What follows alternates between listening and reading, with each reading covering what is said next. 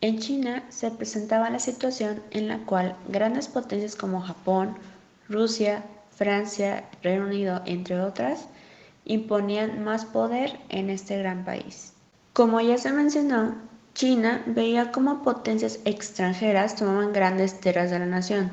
Además, otro gran antecedente de este conflicto es el hecho que se encontraba el tráfico de opio entre Gran Bretaña y China. Gran Bretaña lo veía como una gran pérdida monetaria y China quería erradicar este suceso. Pero este país terminó perdiendo ante la gran potencia europea. Fue un grupo el cual su misión era la expulsión de los extranjeros, por la razón de que imponían leyes, repartían zonas del país, causaron decadencia económica, es decir, se elevaron los impuestos por la invasión japonesa y germana. En 1900 estalló la rebelión. Llegaron a Pekín 340 soldados estadounidenses, rusos, franceses, italianos y japoneses. El gobierno prohibía la actividad de los boxers, pero ya era demasiado tarde. Entre todo este conflicto se reprimió con brutalidad a la población civil china que nada tenía que ver con el movimiento boxer.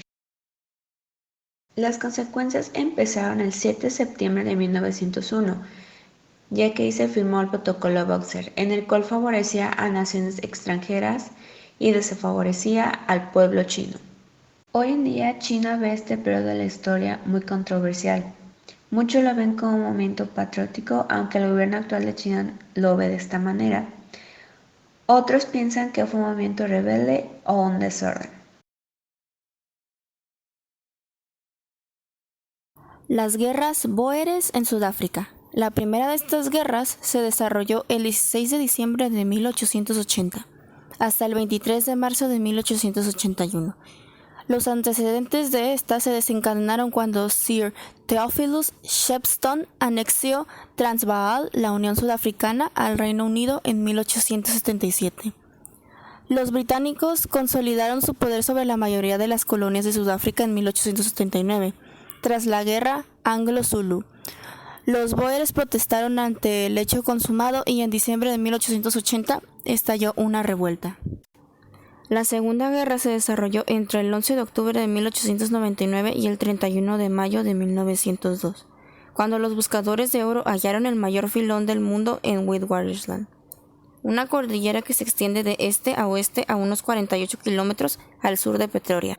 Ahí se hizo el descubrimiento del oro de Transvaal, donde miles de colonos británicos cruzaron en oleadas la frontera desde la colonia del Cabo, lo que terminó en un baño de sangre inminente.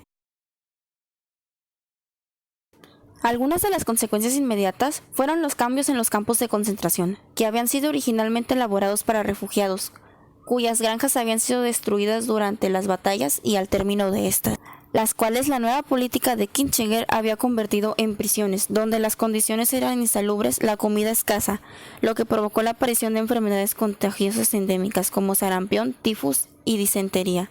Esto, unido a la escasez de instalaciones médicas, ocasionó un gran número de muertes, además de las ocasionadas durante las batallas. La guerra finalizó con el Tratado de Vereeniging en 1902, después de que los últimos bóeres se rindieran. Este tratado le proporcionó a los bóeres una compensación de 3 millones de euros y un cierto nivel de autogobierno. Las consecuencias actuales fueron la fundación de la Unión Sudafricana en 1910 y la extinción de las repúblicas de Transvaal y el Estado Libre de Orange como estados bóeres. Para saber acerca de las luchas xenofóbicas de la India, primero tenemos que conocer sus antecedentes. La India es una de las naciones más extensas del Asia meridional. Se localiza en la península del Indostán. Antiguamente había desarrollado ahí una gran civilización. Posteriormente fue conquistada sucesivamente por diferentes imperios emergentes hasta la época contemporánea, como los persas, los griegos, los escritas, los árabes, los afganos, los mongoles, los portugueses, los holandeses y por último los ingleses.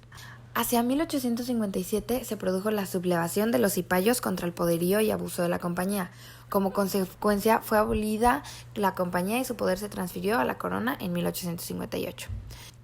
En 1876, la reina Victoria de Inglaterra se confirió el título de emperatriz de las Indias. Las autoridades coloniales inglesas desarrollaron desde entonces una política de respeto a los usos y costumbres hindúes y a la vez practicaron el odioso sistema de segregación racial y, fundamentalmente, la explotación. En la Primera Guerra Mundial, las tropas de la India participaron a favor de Inglaterra. El triunfo inglés y de la revolución socialista en Rusia influyeron decisivamente en el surgimiento del movimiento nacionalista emancipador indio, dirigido por el líder Mahatma Gandhi. Hacia 1885, varios dirigentes hindúes se unieron para crear el Congreso Nacional Indio, con fines reivindicativos. Inglaterra se había comprometido a reconocer después de la guerra los derechos de libertad del pueblo hindú. Sin embargo, olvidando esta promesa y el principio wilsoniano de la libre determinación de los pueblos, respondió a las reclamaciones hindúes de libertad con una represión marcial y cruenta. Ante esta situación, los pueblos de Indostán, tanto hindúes como musulmanes, parsis, sikhs y cristianos, acordaron evitar choques de carácter religioso, fundamentalmente entre hindúes y musulmanes. Estos últimos se habían organizado en la Liga Musulmana de 1906. Después de una serie de acciones represivas de los británicos contra el nacionalismo hindú, el dirigente visible Mahatma Gandhi adoptó una resolución en la que se planteaba la no cooperación del pueblo con el gobierno colonial. Hacia 1942, Mahatma Gandhi anunciaba el inicio de acciones antiimperialistas a través de una nueva jornada de desobediencia civil con el objetivo de que los británicos se retiraran de la India. Los ingleses respondieron con una represión cruenta, sometiendo a prisión a muchos dirigentes hasta el fin de la guerra. El proceso de la independencia de la India entró en vigor a partir del 15 de agosto de 1947, elaborándose una constitución en el transcurso de 1948 y 1949.